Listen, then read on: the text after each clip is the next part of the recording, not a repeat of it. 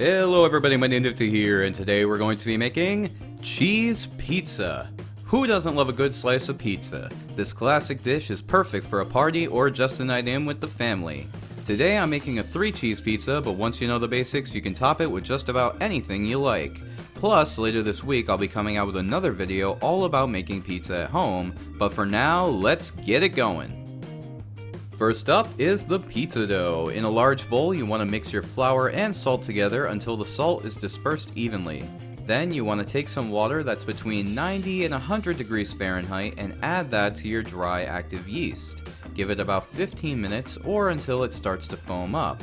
I was a bit too impatient and you'll see the results of that later, but for now, pour the yeast water into your flour mixture and mix until everything is pretty well combined.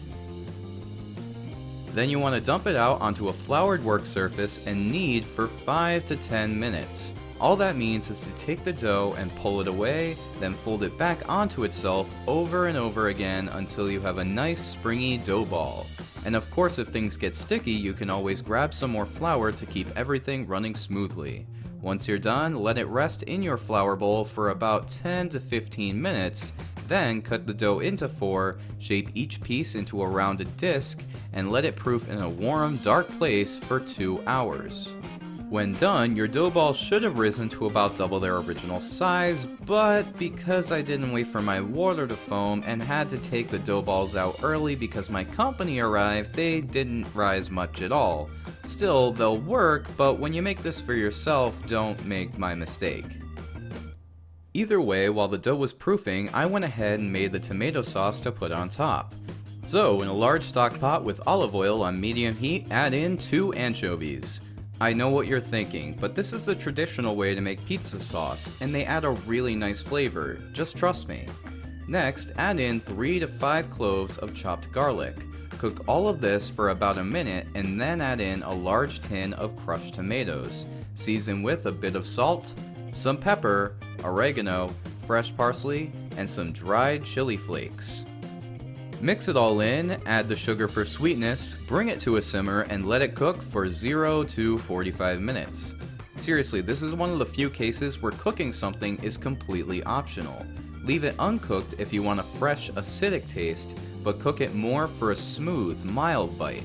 I cooked mine out this time, stirring every 15 minutes or so, but when it's done, you can throw it straight onto the pizza or store it for up to 2 days in the fridge. Now it's time to assemble our pizza. Just take out a dough ball, press it down with your fingers, and then pick it up and spin it to stretch it out.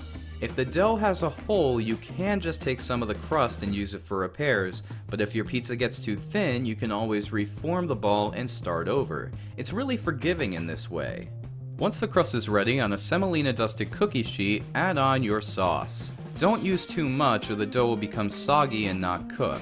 If you have leftovers, you can always add it to some spaghetti as a pretty bangin' pasta sauce. Next, you want to add the cheese. I went with a 3-cheese pizza, adding Parmesan, Cheddar, and Mozzarella, but your toppings are up to you.